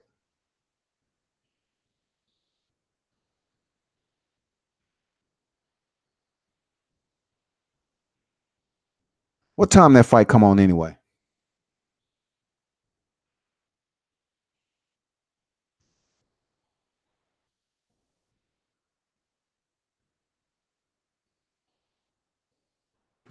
I'm finding it right now.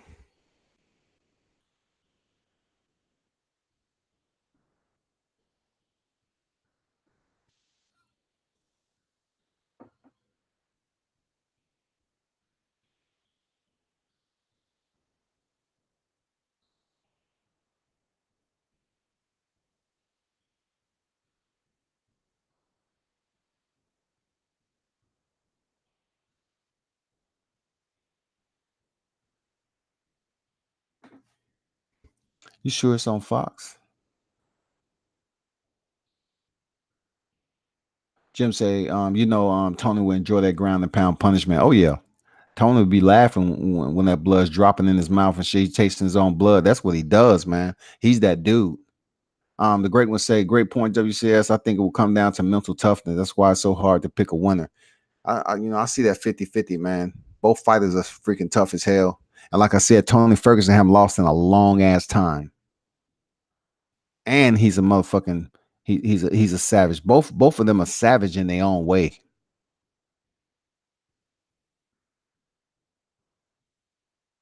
I can't find this damn fight for anything. Shit.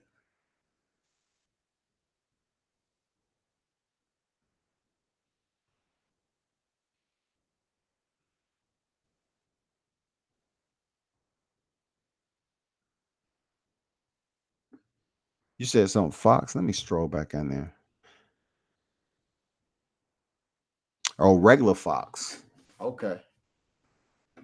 All right. Man, I'm still recovering from the weekend. I'm up here doing multitasking while I'm doing this live, but um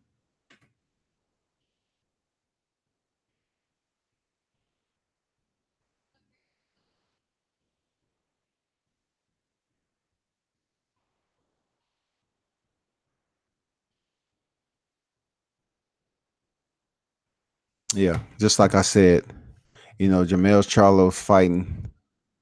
Um, you know, who was that again? Who's that he fighting? Man, ain't nobody trying to watch that, man. Shit. And then if he put in too many rounds, man, y'all need to go goddamn find him a priest. You better find him a goddamn priest in a hurry, man. He go 12 rounds to this dude. You better find him a priest real quick. You better go find him a social worker. Jamel ain't gonna be able to handle that. If he don't knock this dude out, shit. You think Tony Harrison deal was bad? Shit.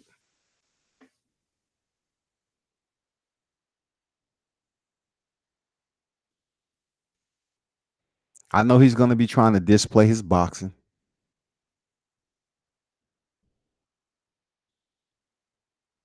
Tony Harrison gonna be on his man. He's gonna be on his neck if he go 12 rounds to this last minute replacement. Shit, y'all better go find that man a motherfucking Girl Scout, deliver him some damn cookies with some sleep aid in there or something. They in the third round already. This is the last minute replacement. He in the third round already. I'm telling you, mark my word. They in the third round. If Jermell Charlo goes the distance with this dude, man, y'all better go find some missionaries. There it is. He just knocked him down. Just as I was talking about it. Crushed him. He crushed him. He redeemed himself, y'all. He redeemed himself. This ain't gonna last longer. Oh shit. Damn, Jamel Charlo knocked his ass out cold, stiff. Stiff. Dude is dreaming. He reminded me of Erickson Lubin right now, trying to get up out that motherfucker, dog. Jamel needed that knockout. And of course, there goes Jamal. Not close by. I mean, not far away. Yeah. This was supposed to be a rematch for, yeah, I know. Yeah. Tony Harrison got hurt. He closed him out, so he feel good. I ain't gonna lie, respect for him getting back in the winning circle via knockout. But this means nothing. Him closing out a last minute replacement means nothing, really. He just stepped back in with a touch jab and came with the right. Dude didn't even try to damn clear. He didn't even try to move. I know his legs was probably noodles, but I'm just saying Jamel just stepped up right to his face, man, right there in front of him and landed a 2-punch combination. Done. I mean, they're making a big deal, man. It's just like what I see on the grassroots boxing. You can't make a big deal out of a opponent, a knockout like that, when it's not Tony Harrison, though. But kudos to him, man. Salute Jamel Charlo getting a knockout. It is what it is, man. Whatever. So far I see much of the same. Yeah, I see much of the same, man. Going for the knockout. He got the knockout, got him out of there. Okay. You supposed to. Supposed to. My TV was ahead of yours. Okay. That's what's up, man. Appreciate not being a spoiler, bro.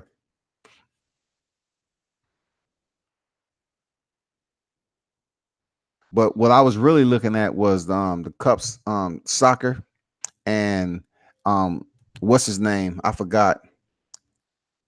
The tightrope walkers. They was walking across Times Square. The high wire live in Times Square. That was crucial. That was crucial. They was walking across New York City's Times Square. No support, no protection, nothing underneath. Period. But anyway, people, I'm gonna get up out of here. I got a lot of stuff to do, man. Appreciate y'all stopping through as always, man.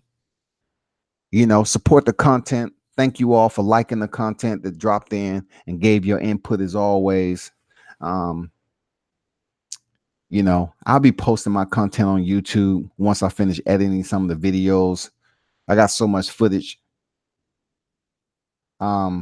video wise, but I would rather have the pre-fight and the post-fight, but I really wasn't able to get it. I mean, every organization is different, you know, and plus, if you're not a huge name, so to speak, with 100K followers, you know, there's a priority list. You know what I'm saying?